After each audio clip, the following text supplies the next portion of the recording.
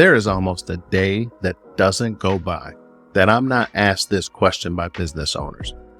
Why do I keep getting denied for financing? Why can't I get access to funds so that I can scale and grow, or so that I can invest in this opportunity so that I can take care of my family? Here's the reality. It all boils down to, more than likely, business credibility. So let's talk about business credibility. You have to make sure that your business meets the lending criteria before you apply. This is extremely crucial. Why continue to go through the hassle of applying and keep getting denied, and you go from this lender to that lender to this lender to that lender, and you do it over and over and over and over, expecting a different result? Here's the reality. You're probably going to get the same answer every single time. So let's talk about how we can change that for you. Lenders and creditors have rather specific requirements of what they want to see when it comes to approving you for credit and financing. If you meet the lender or creditor's criteria, you're more than likely to get an approval. If you don't, you're more than likely going to continue to hear the words deny. So if you're listening to this video, maybe you too have been denied for some type of financing, which more than likely is due to one of these criteria. But in this video, I want to talk to you about the lender's secret formula to approval. Now, the goal is to get you from denied to approval before apply. Let me say that again. The goal is to get you from denied to approved before you apply. So let's discuss these criteria. The first step is your business entity. Now, I know what you're thinking. Dominic, of course we know this. Of course we have to have a business entity. Well, here's the reality. A lot of people don't. I talk to business owners all the time who do not have a business entity. They've never structured one, never set up one, but yet they want business funding. It amazes me, but sometimes if you don't have the information or don't know, then who can blame them? However, you need to have a business entity. Now, according to Wikipedia, a business entity is an entity that is formed and administered as per commercial law in order to engage in business activities, charitable work, or other activities that are allowable. Most often, for the majority of us, business entities are formed to sell a product or a service. Setting up your business entity is what allows you to do business legally within your state and the federal government. And the beautiful part is you get to build business credit under the business entity. This becomes a crucial and vital step in getting access to funding. But to remove personal liability, you are going to want to choose an entity like a corporation or an LLC, limited liability corporation. Now, once your entity is set up, you must get your EIN number from the IRS. Okay. This is called an employer identification number, or again, EIN, also known as Federal Employer Identification Number, or FEIN. Now, there's often a debate of whether you should go to your state or go to the IRS first. Here's what I always like to do when I'm working with business owners who haven't structured anything out or set anything up. I like to do all of my research ahead of time. I'm going to go to the IRS. I'm going to check within the state before I set anything up. Now, once I have everything set up, I will go to the state, make sure I can get my name, get everything processed. Then I go over to the IRS and get my EIN. So you definitely are going to want to make sure you get your EIN, or employer identification number, also known as a FEIN, which is just federal employer identification number. Essentially equivalent to an SSN, your social security number for a business. An easy way to do this is you can simply go to the IRS, or if you go to Google, how do I get my EIN number? You do not need to pay to do that. However, some of my business owners do like others to just do it for them. Makes it easy. They know what they're doing, but you always want to do your due diligence. Make sure you're working with someone credible and reputable that's not going to just take your money. But you can go to irs.gov and set up your EIN there as well. So let's discuss some of these criteria. So I'll break them down real fast.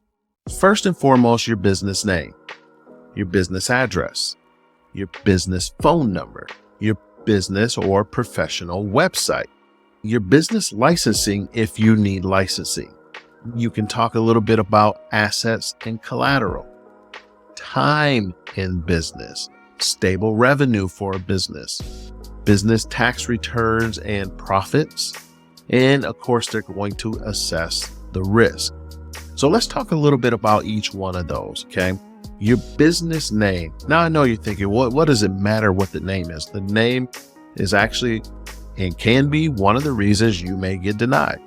Did you know that if you use a symbol in your name, sometimes some applications or systems don't recognize symbols and it automatically denies your application?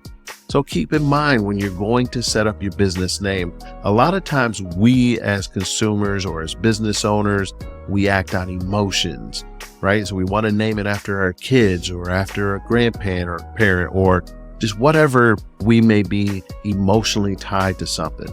But you do want to consider a business name, a strong business name. You don't want to necessarily tie you to something specific in an industry, although there's nothing wrong with that. If you can keep it more open, give you more possibilities to be able to take your name, do different things, transition if things don't work out in one area or another. Now, the other is your business address. Oftentimes, when working with business owners, I will see, you'd be amazed at some of the things that I see. But oftentimes we'll pull up a business address and there'll be a shack in the middle of the woods, and you may be laughing. However, when a lender looks that up, and they will look it up, that's what they see. So I'm going to ask you, if you've seen that, would you loan you money? Would you say, yes, this is a legit business, not a hobby, not a scam, not fraud? That's one of the first things they're looking for. Is this fraud?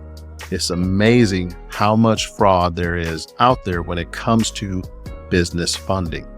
So we want to make sure you're credible, you look credible, feel credible. You're not just a hobby. Okay. So your business address is extremely important. Now, there are some ways that you can do that through virtual addresses. I do not suggest any iPostals or USPS. You're going to want to get an actual virtual office address, preferably with your own suite number, not one that is shared with 50 other businesses. Okay. However, you are better off using your home address if you do not have access to a virtual office or an office that you can use somewhere, maybe rent out just a mailing address at an office from someone you may know. Now, one of the things when you're setting up your business address, make sure that it's uniform everywhere. You're going to want to figure out what address you're going to use. It's the same in every place. And when I say the same, I mean, if you use suite or if you have a suite, you're going to want to make sure if you spell it out, SUITE, you're going to spell it out every place. If you use STE for abbreviation, you're going to use STE everywhere. You want to make sure that everything has the exact same information. Remember, a lot of applications and things nowadays are automated. You're filling out these applications, you're putting this information. You want it to be uniform If the system recognizes something's off somewhere, typically it's going to automatically push it to the side, maybe consider it fraud, or make someone look into it to make sure it's not. And these things can often get you denied. Okay. Now, your business phone is another important thing. You do not want to use a cell phone. Now, I know what you're thinking. It's easy. You have your cell phone. You can use a cell phone. You just don't want to go to an AT&T or Verizon unless you're going to have a business line. Okay. But you want to make sure you actually have a business phone number. Don't just use a personal cell phone number. Make sure you list it with 411. You can go to 411 or listyourself.net and make sure that your number is listed there. Okay.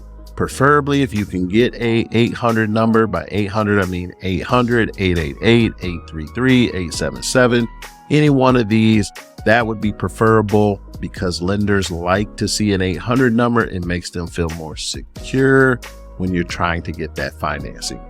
Now, another thing is a professional website. Oh, this is important. A lot of business owners don't have websites, feel they don't need a website, and they may or may not. However, when you are wanting funding, you have to put yourself in the lender or creditor's shoes and say, will I loan this business money? They're not listed anywhere. I don't see them. It makes them look a little fishy. They don't have a website. Maybe they have a Facebook page. They don't have a Google page. All these things become important when it comes to credibility. Are you credible? Do you look credible to a consumer, to a lender, to a creditor? So make sure you get the professional website. And when it comes to the email address, make sure you have the professional email. Your name at yourbusiness.com. Info, whatever you want it to be, you want to make sure it's a professional email address. Now, not all businesses need business licensing, okay? But if you do have or need a business license, make sure you apply and get your business license. There are some lenders or creditors that with business licensing, you can get access to different types of funding, or more funding, I should say. We talk a little bit about assets and collateral. That comes in more when you're trying to get funding. They want to see what type of assets you have, what type of collateral you have, so that if you were to default, they can secure any type of funding with the asset or utilize it as collateral. Now, that's not necessarily always needed depending on the type of funding, but it's good to have it. Time in business is important. If you're less than a year old, just getting things set up, getting access to funding, especially business loans, is nearly impossible. I'm not going to say impossible, but nearly impossible. They want to make sure that you can get or show that you're going to be in business and have been in business for a long time. Why? Because most businesses fail within the first 5 years. And the earlier it is, the worse it is. The numbers start to decrease the more time you're in business.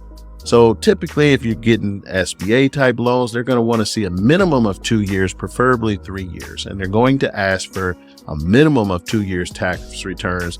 Again, preferably 3 years. Now, there's still some type of financing that you can get access to if you're less than a year old. So make sure you reach out. We'll be happy to help you get access to some of that type of financing, but more than a year is preferable. Another thing, make sure you have stable revenue. Of course, if you're just starting out, you may not have any revenue. Again, there's some type of financing you can use or leverage your personal income. If you're working, have established job, there are some ways that you can still utilize that, but stable revenue is always, and of course, extremely important. Now, business tax returns, of course, they're going to want to see profits and risk. Now, what do I mean by risk? Risk is there are a lot of high risk industries. So you want to be careful when you're structuring your business. And I'm going to end it here. So I hope that you followed or went all the way through the video so that you catch this part, because there are high risk industries that it's not that you can't get business, or get business funding, but they're going to make sure that you have all your I's dotted and all your T's crossed, and they may limit the type of funding or amount of funding that you can get based on the industry that you're in. So make sure you research what industries lenders consider high risk when it comes to financing, because a lot of those are businesses like credit repair, lenders, accountants. So that's more like your financial services, even insurance agents, mortgage brokers, realtors. Those are going to be considered high risk. Of course, if you have anything to do with any type of gambling or porn, you're pretty much out the window. Okay. So make sure that you do your research when it comes to lending for high risk industries. If there's an industry that you could put yourself within that will remove you from the high risk, but still allow you to do the business that you want to do, that's where you're going to want to look into. And as always, make sure you like, subscribe, hit that notification bell, and please share so that we can make sure we continue to bring you valuable information. And if you don't mind, leave a comment. Let us know what you liked about the video. What information can I provide for you so that you can get the funding you need, so that you can grow your business, so that you can build out your business credit. Whatever it is, we want to provide you with the information and the value that you deserve as a business owner, as an individual, and we look forward to continuing this journey.